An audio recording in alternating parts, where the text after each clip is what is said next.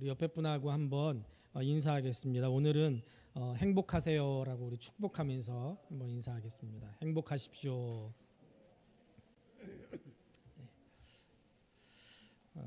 우리 주님께서 주시는 참된 행복이 여러분들의 삶에 가득 넘치기를 주님의 이름으로 축복합니다.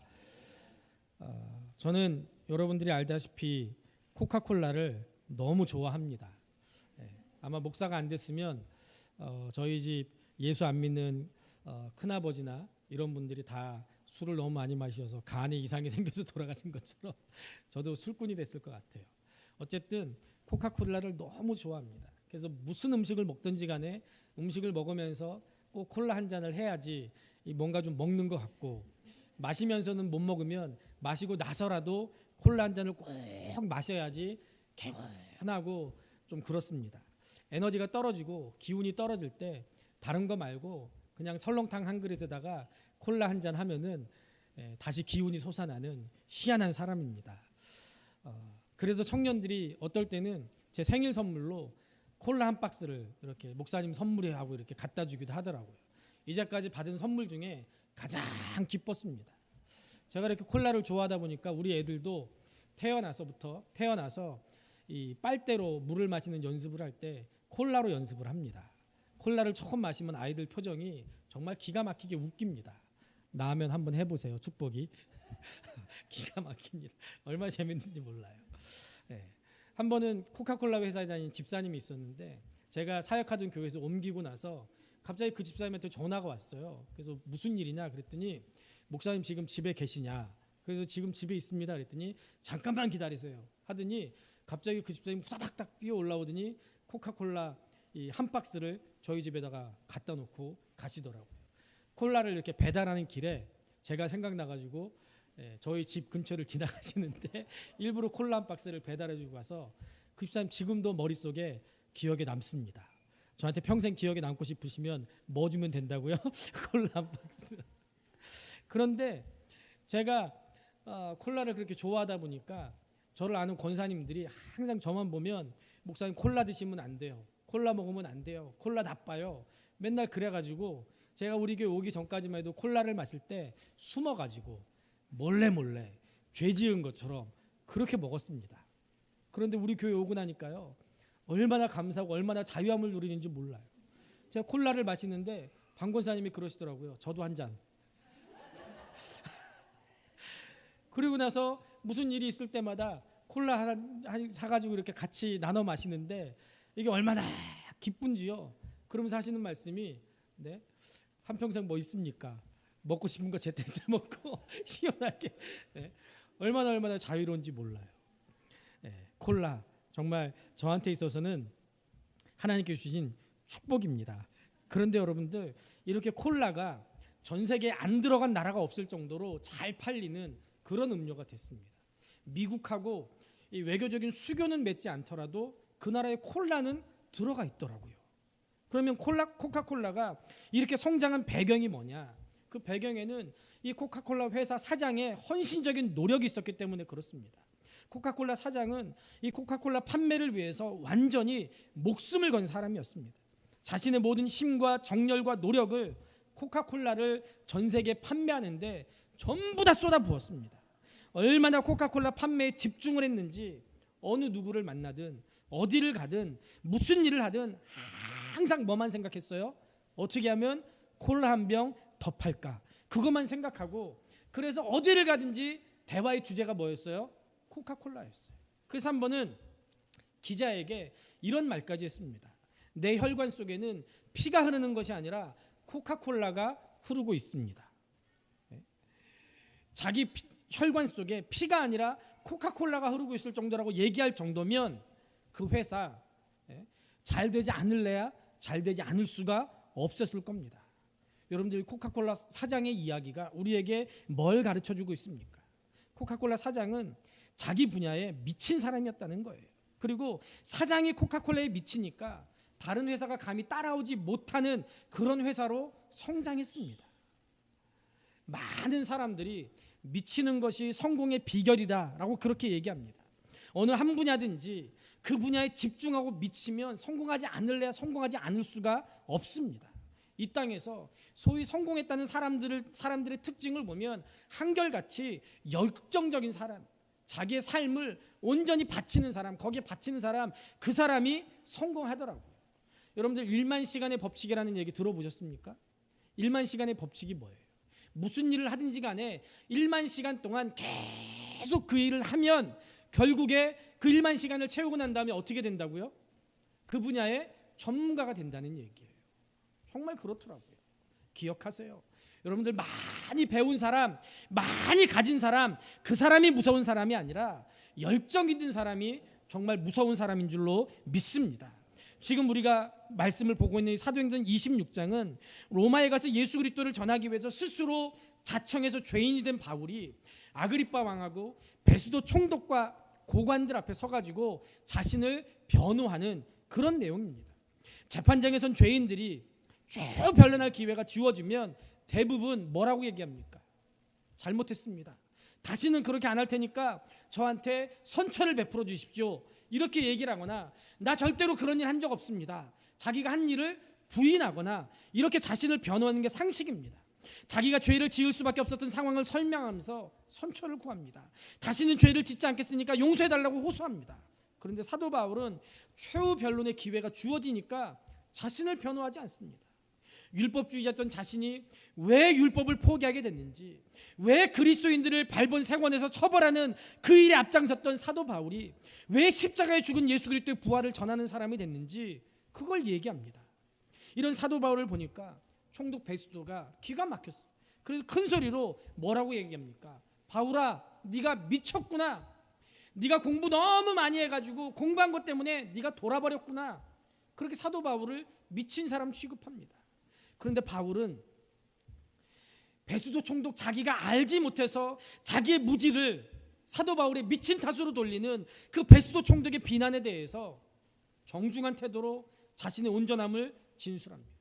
베스도 각하여, 내가 미친 것이 아니요 참되고 온전한 말을 하나이다. 오히려 전에 예수 믿는 사람들을 잡아 죽이던 그때가 잘못됐던 때고 지금 내가 정신이 온전히 돌아왔습니다. 지금 사도 바울이 그렇게 얘기하는 거예요. 바울은 미친 사람 취급을 받으면서도 조금도 동요하지 않습니다. 베스도의 말대로 사도 바울은 우리가 알다시피 당대 최고의 석학이었습니다. 헬라의 학문, 로마의 법률, 유대의 전통 두루두루 통달하지 못한 것이 없었습니다. 헬라인에게 가서는 헬라의 철학으로 복음을 전했고, 유대인에게 가서는 유대 율법을 가지고 복음을 전했고, 로마 사람들에게는 로마 사람들 나름대로 그들이 가지고 있는 그 사람들의 문화에 맞춰서 복음을 전할 만큼 모든 걸 다 통달한 사람이었어요. 지금 말로 하면 박사학위를 몇 개쯤은 가지고 있는 그런 사람이었습니다. 게다가 사도 바울의 출신 성분이 어때요? 나면서부터 로마 시민권을 가진 사람이었어요. 전해지는 말에 의하면 그의 아버지가 무역업을 해서 큰 부자가 돼서 사도 바울에게 나면서부터 로마 시민권을 선물할 정도로 굉장히 좋은 가문이었습니다. 지난주에 우리가 사도 바울 조카를 통해서 바울이 구원받은 그런 얘기를 말씀을 나누면서 사도 바울 조카가 보통 인물이 아니라는 것을 말씀을 통해서 우리가 나눴습니다. 성경에 사도 바울이 어떤 사람인지 기록은 되어 있지 않지만 사도 바울의 조카가 사도 바울을 죽이려고 하는 음모를 유대 지도자들이 그 음모를 꾸미고 있을 때 그 얘기를 들을 정도면 우리가 미루어 짐작하건대 꽤 높은 위치에 있는 사람이었어요. 로마의 군영에 사도 바울의 조카가 제지받지 않고 들어갈 수 있을 정도였다면 그 신분이 높은 사람이었습니다. 백부장이 사도 바울 조카를 만나줬어요. 백부장의 말을 따라서 천부장이 사도 바울 조카를 만나줬어요. 그 정도면 사도 바울 조카도 굉장히 높은 위치에 있는 사람이었어요. 조카도 그랬다면 사도 바울이 복음만 아니었더라면 아마도 교육계로 진출했더라면 지금으로 말하면 국립대학의 총장쯤은 껌 씹어 먹는 것처럼 쉽게 했을 거예요. 사업계로 진출했더라면 아버지가 하는 사업을 물려받아서 대그룹 총수쯤은 됐을 겁니다. 정치계로 진출했더라면 모르긴 몰라도 지방 총독쯤은 하고도 남았을 정도의 사람이 사도 바울이었어요. 그런데 그런 바울이었지만 지금 사람들 앞에 서서 모욕거리가 되고 있습니다. 자기 스스로 복음 때문에 자원해서 죄인이 돼서 재판장에 섰어요. 그런데 더 놀라운 사실은 이렇게 사람들에게 모욕을 받으면서도 오히려 사도 바울이 일말의 동요도 없습니다. 여러분, 어떻게 이런 수치와 모멸에 가까운 자리에서 이렇게 당당함을 가질 수가 있습니까? 우리가 사도 바울 그동안 여러 번 설교를 통해서 또 성경을 읽으면서 들어왔겠지만 사울이었을 때 이런 사람이 아니었습니다. 사도행전 8장 3절을 보면 초대교회가 핍박받을 때 사도 바울이 교회를 잔멸할 만큼 앞장섰다고 얘기하고 있어요. 잔멸이 뭐냐면요, 이 잔멸했다는 단어는 헬라어 단어로 보면 엘리마이네토라는 단어인데, 이 말은 멧돼지가 포도밭을 막 짓밟을 때 사용되는 말이 잔멸이에요. 멧돼지가 배가 고파서 몰래 밭에 들어와가지고 그 밭을 막 뛰어다니면서 밭을 막 헤쳐놓는 거, 그때 쓰는 단어가 잔멸입니다. 정말 잔인한 핍박을 서슴없이 했던 사람이 사도 바울이었어요. 그게 자기의 사명인 줄 알았습니다. 그런데 어느 날 갑자기 예수 믿는 사람 잡아 죽이려고 다메섹으로 가는 도중에 예수님께서 나타나셔서 사울을 사로잡았습니다. 바울이 예수님을 찾은 거 아니에요. 예수님을 핍박하는 바울을 찾아오시고 그를 붙잡아 주셨습니다. 다메섹에서 그의 인생의 송두리째 박히는 엄청난 사건을 만나게 됐어요. 자기가 그토록 경멸하던 그 예수 그리스도를 만난 겁니다. 처음에는 얼떨떨했을 거예요. 아니, 무슨 일이, 이런 일이 있어, 왜 내가 이렇게 비참해지지, 이렇게 느꼈을지도 모르겠어. 그런데 나중에 예수님이 왜 자기를 갑자기 붙들고 자기를 능력의 손에 꽉 쥐시는지 알고부터 사도 바울의 마음에는 말로 다 할 수 없는 감격이 솟구치기 시작했습니다.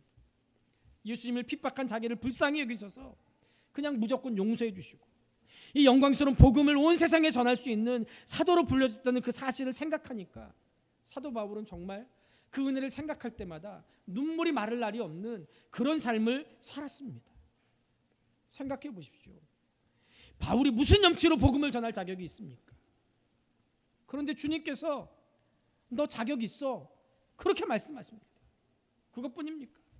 자신이 감히 사도의 일을 할 수 없다라고 생각했는데 하나님은 바울에게 사도의 직분을 주셨어요. 자신은 죄가 너무 많아서 못합니다, 안 됩니다, 이렇게 생각했는데 하나님은 문제 삼지 않고 바울을 사도로, 그것도 이방인의 사도로 세우셨습니다. 이렇게 자기의 연약함과 잘못을 탓하지 않고 자기를 불쌍히 여겨주시는 하나님의 은혜 때문에 사도 바울은 예수님을 영접한 이후에 한눈 한번 팔지 않고 오직 주님만을 위해서 남은 삶을 온전히 드립니다. 그러니 지금 바울 자신이 처한 어떤 자리에서도 자기가 만난 예수님을 전하는 일 게을리하지 않았습니다. 오늘 28절과 29절 말씀을 보세요. 아그리빠가 바울에게 이르되 네가 적은 말로 나를 권하여 그리스도인이 되게 하려 하는도다. 바울이 이르되 말이 적으나 많으나 당신뿐만 아니라 오늘 내 말을 듣는 모든 사람도 다 이렇게 결박된 것 외에는 나와 같이 되기를 하나님께 원하나이다 하니라. 바울이 아그리빠 왕이요, 선지자를 믿으십니까? 믿으시는 줄 압니다 라고 자문자답하니까 아그리빠 왕이 비웃으면서 야, 네가 지금 나한테 예수 믿으라고 전하냐? 그렇게 얘기합니다. 그러니까 사도 바울이 뭐라고 대답해요? 당신뿐만 아니라 여기서 내 재판을 보고 있는 모든 사람들, 내 말을 듣고 있는 모든 사람들이 내가 이렇게 결박된 거, 내가 이렇게 붙잡힌 거 말고는 나랑 같이 예수 그리스도를 믿는 사람이 되기를 하나님께 기도합니다 라고 이렇게 당당히 얘기합니다. 바울을 신문하는 그 자리에 많은 사람들이 운집했어요. 사람들은 그곳에서 초라한 한 죄인을 봤습니다. 세상적으로 성공할 수 있었는데 줄 잘못 잡아서, 세상적으로 풍성한 삶을 살 수 있었는데 선택 한번 잘못해서 완전히 쪼그라들고 완전히 비참해진 한 죄인의 모습을 보고 있는 거예요. 재판이 2년 동안 지연됐습니다. 오랫동안 감옥에 갇혀 있었어요. 사도 바울의 몰골이 어땠겠습니까? 얼굴 창백했을 거예요. 감옥에서 아무리 대우를 잘해준다고 해도 감옥에서 먹는 음식 어땠겠습니까? 부실했으니까 어쩌면 백가죽이 다 드러날 정도로 삐쩍 말랐을 겁니다. 게다가 자유롭게 움직이지 못했으니까 건강 상태도 좋지 못했을 거예요. 의복은 남루했고 행색이 초라하기 짝이 없었을 겁니다. 그러니까 보이는 현상만 보는 사람들의 눈에 바울은 업신여겨질만 했고 동정할 만 했을 겁니다. 불행하게 보였을 것이고, 인생 잘못 사는 사람, 잘못 선택해서 잘못된 길을 가는 사람, 그렇게 보였을 거예요. 그래서 베스토가 뭐라고 얘기합니까? 바울아, 너 미쳤구나. 네가 공부 너무 많이 해가지고 그 공부가 너를 미치게 했어. 이렇게 총독이 하는 말에 사람들이 다 동의했을 거예요. 한때는 명성이 자자했던 사울 아니었습니까? 그러니까 사람들이 웅성웅성대면서 그래 맞아, 저렇게 높은 학문을 가지고 있었던 사람이 어쩌다가 저렇게 저지경이 됐을까? 아이고 불쌍해라. 저 부모의 마음은 어떨까? 바울을 불쌍히 여겼을 거예요. 저렇게 율법에 열정적이던 사람이 어떻게 저렇게 죄인이 됐을까?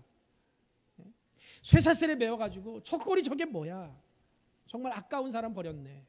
예수 믿는 거 이거 큰일 날 일이구만. 이렇게 생각했을 거예요. 그런데 사도 바울은요, 오히려 자신에게 동정의 눈길을 보내는 사람들에게 이렇게 얘기합니다. 내가 미친 거 아닙니다. 참되고 온전한 말을 하고 있습니다. 여러분들 나와 같이 예수 믿으시오. 지금 이렇게 얘기하고 있는 거예요. 여러분들 미친 사람들에게 나타나는 공통점이 있습니다. 그게 뭐냐면요, 미친 사람들은요 행복해요. 상황이라든지 형편이라든지 그런 거 따지지 않고 그냥 행복하더라고요. 행복해요. 미친 사람들은 다 행복합니다. 일에 미친 사람들 어떤 시간이 제일 행복할까요? 일하는 시간이 제일 행복합니다. 공부에 미친 사람 공부하는 시간이 가장 즐거워요. 예수님께 미친 사람은 예수님 믿는 시간, 예수님 믿는 거, 그것이 행복하고, 예수님과 함께 있는 것이 행복하고, 예수님을 전하는 것이 행복합니다. 사람들에게 나와 같이 되기를 원한다 이렇게 선언할 수 있다면 사도 바울은 분명 행복한 사람인 줄로 믿습니다. 사도 바울은 고린도전서 4장 16절, 또 고린도전서 11장 1절에서 고린도 교회 성도들에게, 또 빌립보서 3장 17절에서 빌립보 교회 성도들에게 나를 본받아라 라고 그렇게 자신 있게 얘기합니다. 오늘 본문 29절에도 나와 같이 되기를 원한다 라고 그렇게 자신 있게 외칩니다. 나와 같이 되기를 원한다 라는 이 말은 사도 바울의 자기 행복 선언이에요. 나는 행복합니다 이렇게 선언하는 거예요.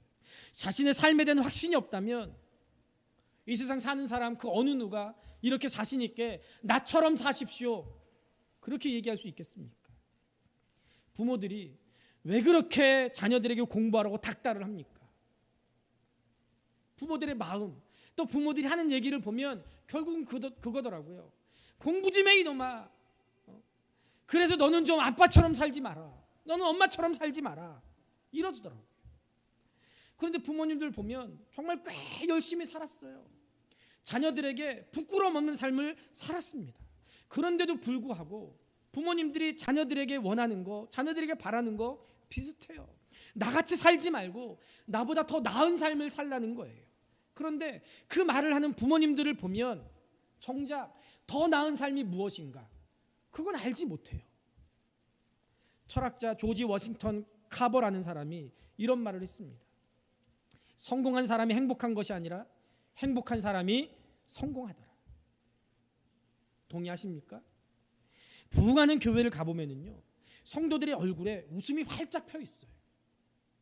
누군지 모르는데 교회 안에 들어갔는데 처음 보는 사람인데 활짝 웃으면서 안녕하세요 하고 인사를 하더라고요. 민망할 정도로. 주일학교를 잘하는 부천에 어떤 교회가 있어요. 1년에 2번씩 교사들 5,000명씩 모여가지고 세미나를 하는데요. 토요일 날 가봤어요.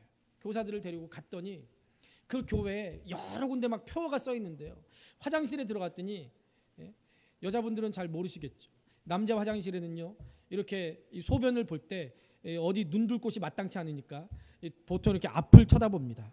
그 앞에 이렇게 표어를 이렇게 조그맣게 붙여놨는데 뭐라고 붙여놨냐면요, 인사만 잘해도 인생에 성공한다. 인사만 잘해도 먹을 것이 생긴다. 이런 표어가 붙어 있는 거예요. 진짜 그 교회 갔더니요 인사를 그렇게 잘하더라고요.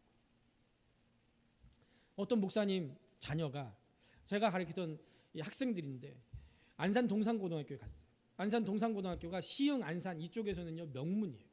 그래서 시험을 봐서 그 고등학교를 들어갔는데 지금은 어떨지 모르겠는데 제가 청소년부를 인생에 있어서 딱 3년을 했는데요. 그 3년 할 때 이 안산 동산고등학교에 이 시험을 봐서 들어갔어요. 그런데 그 목사님 딸내미가 공부를 잘해서 안산 동산고등학교에 이 시험을 봐서 그 학교에 들어갔어요. 그래서 그 목사님하고 사모님이 그 학교 입학식 날 학교에 갔는데요. 그 사모님이 갔다 오시더니 저희 교육자들한테 그런 얘기를 하더라고요. 안산 동산고등학교에 갔더니 애들이 왜 그렇게 밝은지, 복도를 지나가는데 애들을 이렇게 만날 때마다 애들이 너무너무 활짝 웃으면서 허리를 굽혀가지고 안녕하세요 인사를 하는데 마음이 너무너무 기쁘더라는 거예요. 여러분들, 성공한 사람이 행복한 게 아니라 행복한 사람이 성공해요. 부흥하는 교회 가보면 기쁨이 넘쳐요. 행복합니다. 하나님께서 우리에게 주신 사역도 마찬가지. 행복한 사람이 사역에 성공하는 줄로 믿습니다. 행복한 사람이 신앙생활에 성공합니다. 행복한 사람이 하나님이 주신 인생에도 성공하는 줄로 믿습니다.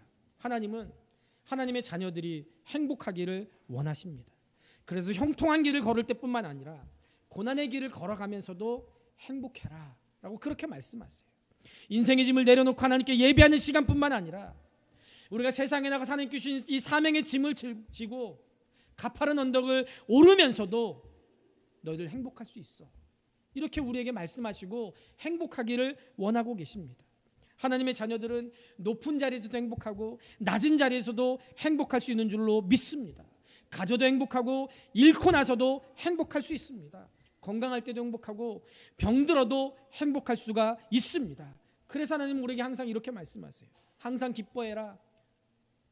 범사에 감사해라. 그렇게 되기 위해서 쉬지 말고 기도해라. 하나님께서 우리에게 이렇게 말씀하세요. 그런데 사탄은 끊임없이 우리들에게 이렇게 속삭입니다. 항상 불평해라. 범사에 원망해라. 그렇게 되기 위해서 너희들 아무것도 하지 말아라. 이렇게 얘기해요. 우리가 성경을 통해서 알 수 있는 사도 바울은 정말 행복한 사람이었습니다. 그 어느 누구도 부인할 수 없는 행복한 주님의 제자, 주님의 자녀였습니다. 바울의 행복선은 진수성찬을 차려놓고 아주 편안한 상황에서 한 말이 아닙니다.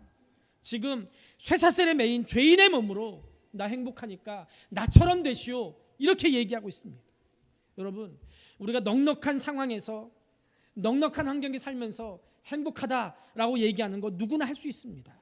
그러나 상실과 고통 속에도 행복을 간증하는 거, 이거 결코 쉬운 일이 아니에요. 손목에 쇠고랑을 차고 있으면서도 행복에 겨워한다는 거, 이거 우리 상식으로 할 수 없는 일입니다. 자신의 일이 아니라 복음을 전하다가 붙잡혀서 조롱과 멸시를 당하면서도 행복하다고 얘기하는 거, 이거 결코 쉬운 일이 아닙니다. 이런 상황이라면 얼마든지 자기 안에서 내적인 갈등이 일어날 수 있는 그런 상황이에요. 본문의 상황을 보세요. 사도 바울이 지금 죄 없이 재판정에 섰어요. 재판관이 일개 하급 판사가 아니라 한 나라의 왕이었습니다. 이런 상황에서 흔히 기도한다면 뭐라고 기도할까요? 하나님, 내가 하나님의 자녀라면 나도 저 왕처럼 되게 해주십시오. 이게 우리 입에서 나오는 마땅한 기도의 모습 아닙니까? 그런데 사도 바울은 지금 뭐라고 기도해요? 하나님, 저 왕도 나처럼 되게 해주십시오. 이렇게 기도해요. 이게 얼마나 역설적인 상황입니까? 바울이 포박된 몸으로 자기를 재판하는 왕과 총독 앞에 서서 당당하게 외치는 거예요. 당신도 나와 같이 되기를 원하나이다.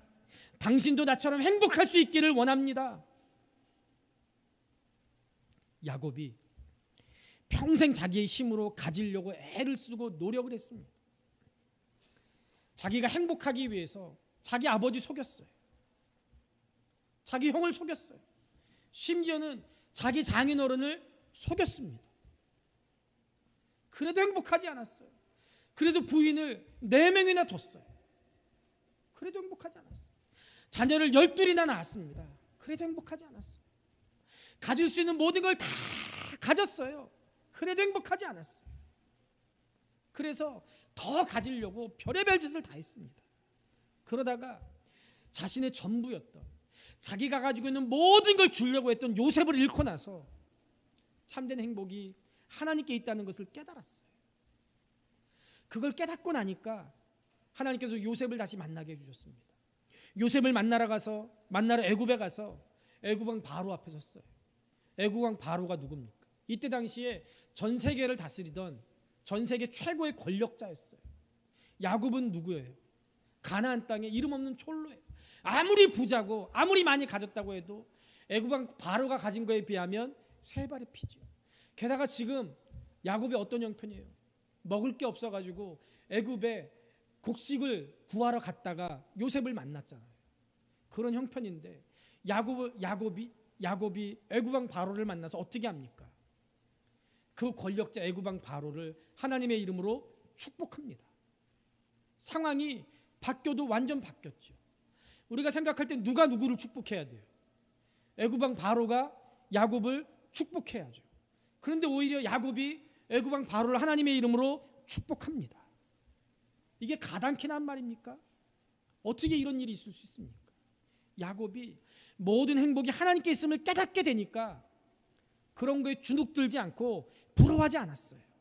자신에게 참된 행복과 만족을 주신 하나님의 이름으로 당당하게 바로를 축복합니다.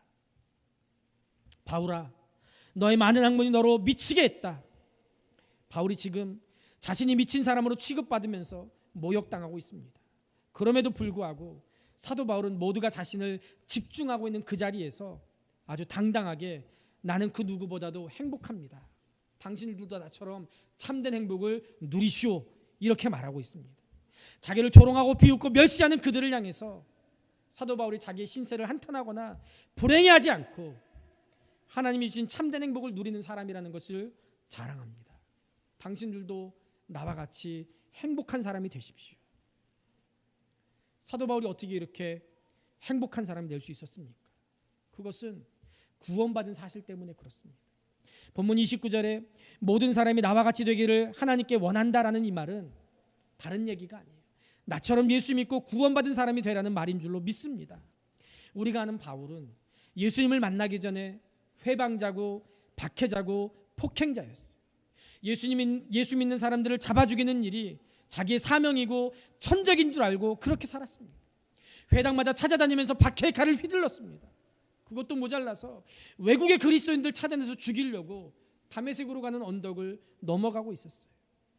예수님을 만나기 전에 바울은 악랄한 박해자였습니다. 바울이 이렇게 악랄하게 박해했던 이유가 뭐예요? 그 이유가 뭡니까? 성경을 통해서 짐작해 보면 바울의 내면에 깊은 쓴뿌리가 자리 잡고 있었던 것 같아요. 육체적으로 질병이 많은 나약한 쓴뿌리가 바울에게 있었습니다.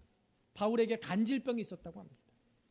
또 원래 있었던 것인지 다메섹에서 예수님을 만난 영향인지 정확하게 알지는 못하지만 안질도 있었습니다. 게다가 육체적으로 연약한 것뿐만 아니라 외모에 있어서도 사도 바울은 쓴뿌리가 있었던 사람이에요. 전해져 오는 말에 의하면 사도 바울의 외모, 키가 작고 코는 날카롭고 뾰족했다고 합니다. 매부리 코였던 것 같아요. 게다가 사도 바울 대머리였다고 해요. 정말로 외향적으로 볼 때 형편없는 그런 사람이었습니다. 이런 사도 바울의 육체적인 쓴뿌리가 사도 바울의 성격을 난폭하게 만들었던 것 같아요. 게다가 바울이 어릴 때부터 부모로부터 많은 지원을 받아서 모자랄 것 없는 그런 삶을 살았습니다. 예수님을 만나고 나서 제자가 됐지만 상당 기간 이런 자기 안에 있는 이 쓴뿌리들, 이것들 때문에 고생했습니다. 대표적인 예가 뭐예요? 마가 때문에 바나바와 다툼이 일어났어요. 바나바라고 하면 사도 바울의 스승과 같은 사람이에요. 그런데도 바나바와 한치 지지 않고 양보하지 않고 마가랑 싸워가지고 결국 바나바랑 헤어집니다. 이런 쓴뿌리들이 예수님을 만나기 전에 바울을 더 악랄하게 그리스도를 잡아 죽이는 일에 앞장서게 했는지도 모르겠어요. 그 일이 사도 바울 스스로 생각할 때 자기의 존재감을 나타내는 그런 일로 생각됐을 겁니다. 그런 사도 바울이 다메섹에서 살아계신 예수님을 만났습니다. 예수님을 만나고 깊은 영적인 체험을 했습니다. 성령의 충만함을 받았습니다. 그리고 고백합니다. 이전 것은 지나갔으니 보라 새 것이 되었도다. 전혀 새로운 사람이 됐어요. 여러분들, 예수님을 만나면 변화되지 않는 사람 이 세상에 그 누구도 없습니다. 예수님이 변화시키지 못할 인생 이 세상에 그 아무도 없는 줄로 믿습니다. 핍박자가 변해서 전도자가 됐어요. 예수 그리스도의 원수가 변해서 예수님의 종이 됐습니다. 예수님을 박해하던 자가 변해서 예수님 때문에 감옥에 갇히고 채찍에 맞고 피 흘리는 일을 기쁨으로 삼았습니다. 고난이 그의 행복이었고 고난이 그의 영광이 됐습니다.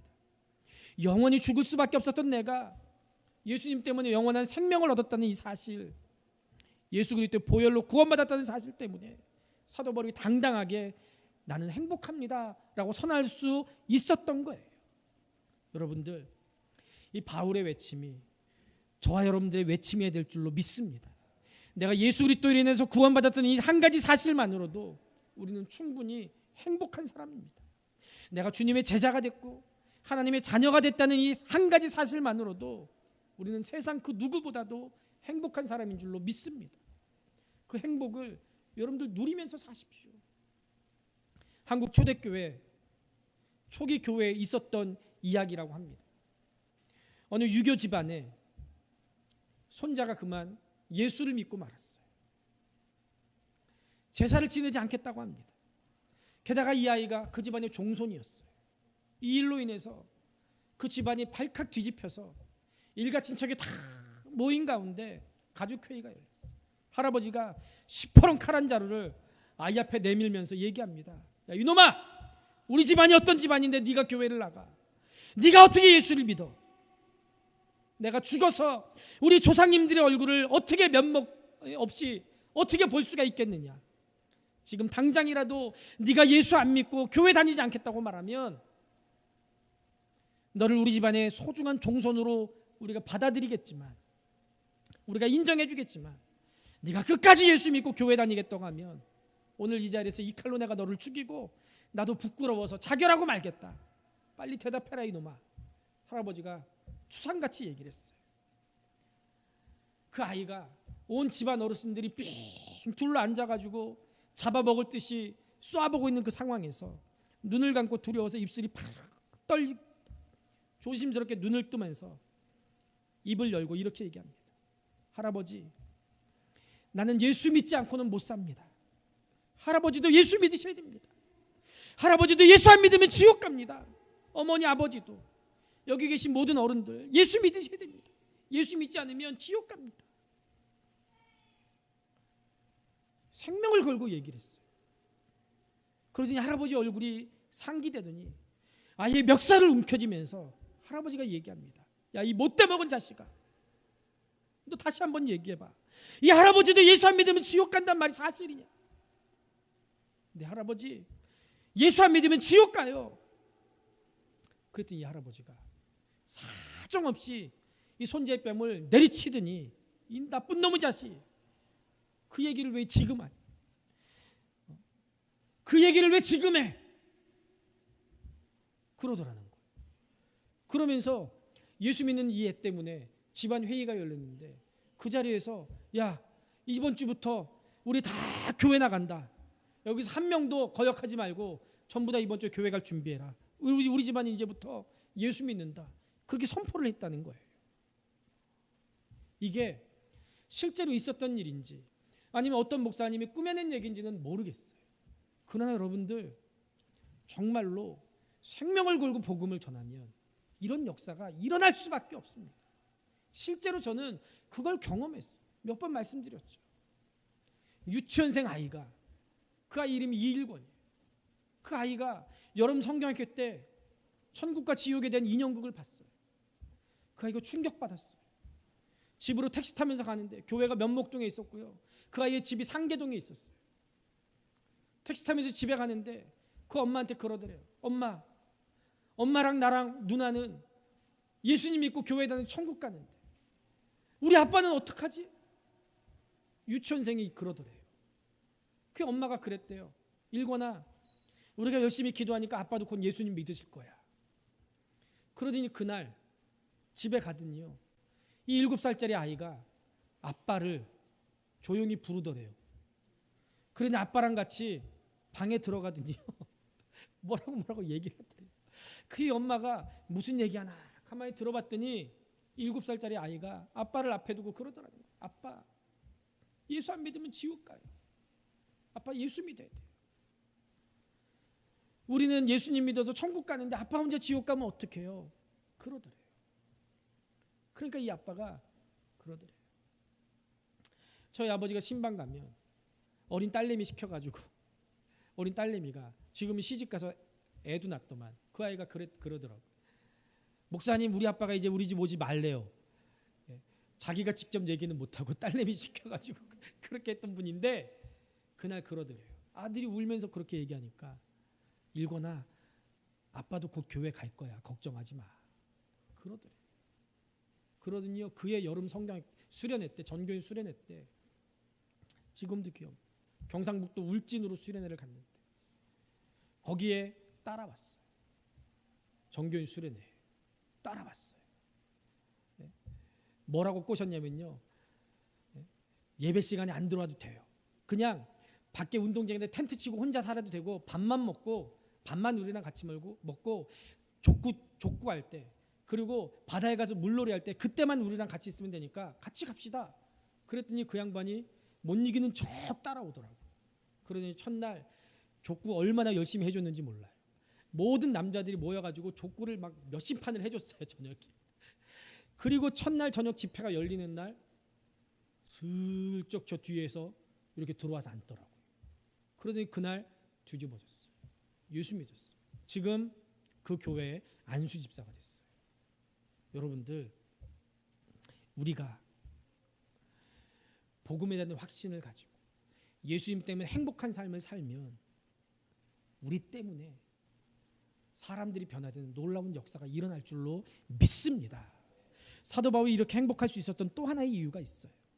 다 나와 같이 되기를, 이 말은 힘의 근원을 알라는 얘기입니다. 세상은 돈이 힘이라고 합니다. 아는 것이 힘이라고 합니다. 권력이 힘이라고 합니다. 그래서 나처럼 되라는 말은 자기보다 힘이 없는 사람이나 낮은 사람에게는 하는 말이에요. 한나라의 임금과 그 앞에 죄수의 몸으로 선 사도 바울, 이 상황에서 누가 누구를 보고 자기를 닮으라는 얘기입니까? 그런데 바울에게는 이 통념을 깨트리는 무서운 힘이 있었습니다. 아그리빠 왕이요, 당신도 나처럼 되십시오. 왕을 침묵하게 했던 이 바울의 기계를 보세요. 세상의 그 어떤 힘 앞에서도 이 우아함과 고상함과 당당함을 잃지 않는 사도 바울을 보십시오. 어디서나 누구 앞에서나 어떤 상황 속에서도 예수 그리스도 향기를 진하게 뿜어냅니다.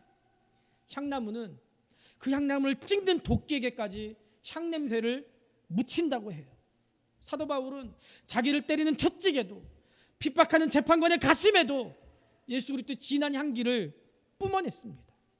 왕관이 없으면 일개 졸장부에 지나지 않았던 아그리빠 왕 앞에서 왕관 없이도 천지에 군림하는 이 바울의 그 위대한 힘이 어디서 나오는 겁니까? 우리 그리스도인들은 다 떨어진 옷을 걸치고도 비단 옷에 온갖 보석을 거친 사람들, 부럽게 만드는 힘이 있는 줄로 믿습니다. 또 그렇게 만들어야 될 줄로 믿습니다.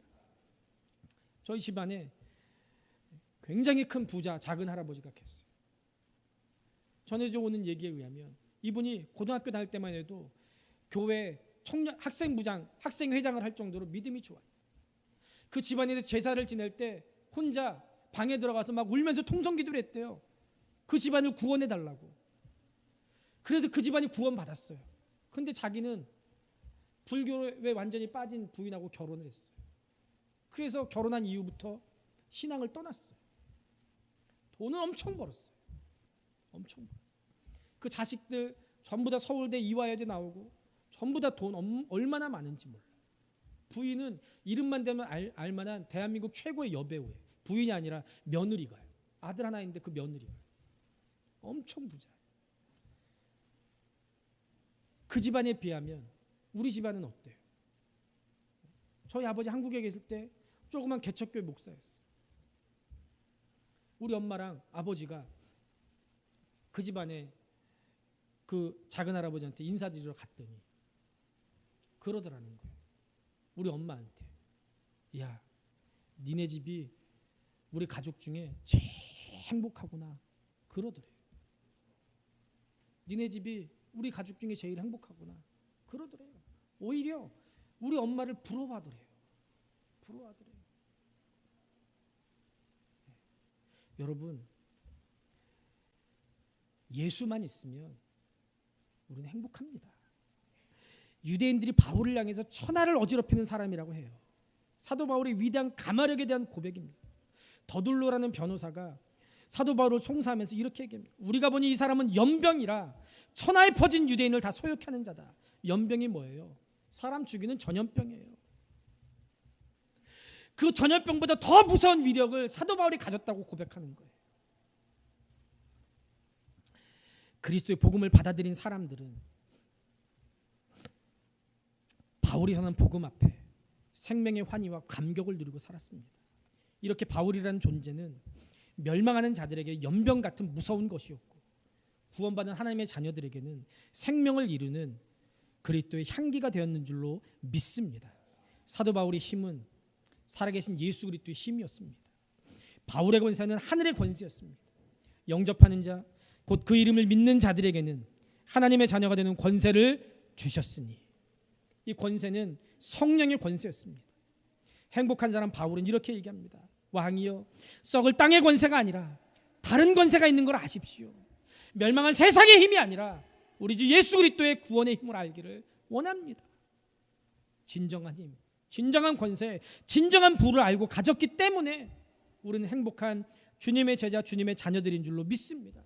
우리는 절대로 실패하지 않습니다. 절대 망하지 않습니다. 왜요? 우리에게는 참된 힘, 영원히 승리하는 힘이 있기 때문에 그렇습니다. 그래서 우리는 행복한 주님의 제자인 줄로 믿습니다. 바울은 정말 행복한 주님의 제자, 정말 행복한 전도자였습니다. 예수에 미치고 복음에 미쳤던 사람입니다. 여러분들, 믿음 없는 세상, 믿음 없이 세상을 보면 세상은 간단합니다. 태어나서 먹고 자고 싸고 그러다가 죽으면 그만인 거지 세상입니다. 그러나 인간에게는 육신 외에 영혼이 있습니다. 고기나 밥 외에 먹어야 될 하나님의 말씀이 있습니다. 이 땅에서 짤막한 인생이 전부가 아니라 영원히 이어지게 될 영생의 세계가 있는 줄로 믿습니다. 사도 바울, 예수님을 핍박하던 자신을 거둬주신 그 주님의 사랑에 감격하며 살았어요. 주님의 사랑의 노예가 돼서 살았습니다.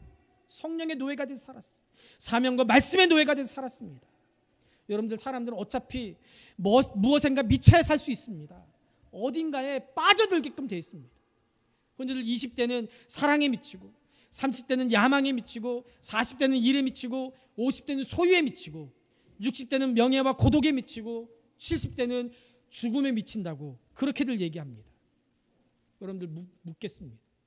여러분들은 지금 무엇에 미쳐 살고 있습니까? 우리 주님께서 필요로 하는 사람, 오늘 교회와 이 시대가 정말로 필요로 하는 사람은 예수 그리스도, 그분에게 제대로 미칠 수 있는 사람인 줄로 믿습니다. 주님의 사랑에 미칠 줄 아는 사람이 지금 이 시대에 필요합니다. 우리의 뜨거운 열정, 불타는 사랑이 필요합니다. 눈물과 감격과 열정이 요청되는 그런 시대를 우리가 살고 있습니다. 울 줄도 모르고 웃을 줄도 모르고 감격도 열정도 없는 그런 믿음 가지고 어떤 역사도, 어떤 변화도, 어떤 기적도 가져올 수 없고 어떤 역사도 체험하지 못합니다. 예수님의 사랑과 주님 주신 사명에 미칠 수 있는 사람이 주님의 역사를 일으킵니다. 그 사람이 정말 행복한 주님의 사람인 줄로 믿습니다. 여러분들, 예수님께서 우리를 미치도록 사랑하지 않았다면 예수님 자신의 생명을 우리에게 내어놓을 수 있겠습니까? 하나님께서 우리를 미치도록 사랑하지 않았다면 독생자를 우리를 위해서 보내실 수 있었겠습니까? 오늘 우리가 살고 있는 이 시대는 무감각의 질병으로 역사가 시들어가고 교회가 죽어가고 있습니다. 죄에 대해서 무감각합니다. 성령의 역사에 대해서 무감각합니다. 신앙의 열정도 감격도 잃어버리고 살았다는 이름은 가졌지만 실상은 죽은 자들 때문에 오늘 이 시대가 병들어가고 있어요. 그런데도 교회가 아무것도 하지 않습니다. 성도들이 아무것도 하지 않아요. 죄 짓는 일에는 누구보다 빠르지만 하나님의 말씀에 둔감합니다. 바울아, 네가 미쳤구나. 노원성직교회 성도들아, 너희들 미쳤구나. 이 땅에 미쳤다는 얘기를 듣는 사람들이 쏟아져 나올 때 이 시대가 달라질 줄로 믿습니다. 민족이 달라지게 될 줄로 믿습니다. 예수에 미쳐서 예수 천당을 외치고 다녔던 최건동 목사님이 이 나라를 변화시켰습니다. 내 조국 스코틀랜드를 구원할 수 없다면 차라리 죽음을 주십시오. 이렇게 외치면서 복음을 전했던 존 낙스가 스코틀랜드를 변화시켰습니다. 지금 이 시대에 복음에 미친 이런 사람들이 우리 교회에서, 이 땅에서 되살아나야 될 줄로 믿습니다. 내 민족을 내게 주소서라고 외치면서 죽으면 죽을지어다 그렇게 외쳤던 에스더의 그 생각이 그 마음이 오늘 우리 가운데 살아나야 될 줄로 믿습니다. 여러분들, 사명에 미치면 행복할 수 있습니다. 비전에 미치면 행복합니다. 예수 믿고 미쳤다는 얘기 한 번은 제대로 들어야지 예수 믿는 사람 아니겠습니까? 물어보겠습니다. 여러분 행복하십니까? 교회를 섬기면서 행복해하는 성도들을 보면 우리 모두 행복합니다. 전도하면서 행복해하는 사람들 만나면 우리 다 행복해집니다. 헌신하고 수고하고 힘들고 어려운 자리에서 봉사하고 행복해하는 사람들 보면 그 행복 바이러스가 우리에게 다 퍼지게 돼요. 여러분들, 주님 주신 이 행복 뺏기지 마십시오. 노예처럼 억지로 하나님 섬기지 마세요. 그저 습관처럼 어쩔 수 없이 예배 시간 되니까 끌려 나오듯이 겨우겨우 교회 그렇게 오지 마십시오. 하나님은 거지 아니에요. 우리에게 예배를 구걸하는 분 아닙니다. 우리가 하나님 예배하지 않아도 돌들이 일어나서 외칠 거예요. 예수 기왕 믿는 거 제대로 믿으세요. 억지로 노예처럼 거지처럼 그렇게 예수 믿지 말고 그런 영광 하나님께 드리지 마시고 그까지 세상살이 고난과 시험에 하나님 주신 행복을 강탈당하고 그렇게 비참하게 살지 마십시오. 그 세상에서도 충분히 예수님 때문에 우리는 행복할 수 있습니다. 세상을 향해서 자신 있게 자기 선언하세요. 이해할 수 없는 그들에게 믿음으로 외치세요. 나는 정말 행복한 하나님의 자녀입니다. 예수님 때문에 나는 너무너무 행복합니다. 그때 주님께서 우리의 삶에 풍성한 은혜로 세상에 알지 못하고 세상에 주지 못하는 놀라운 행복을 우리에게 쏟아 부어주실 줄로 믿습니다. 우리 옆에 분하고 한번 그렇게 외쳐보십시오. 나는 진정 행복한 주님의 자녀입니다. 고백해 보세요.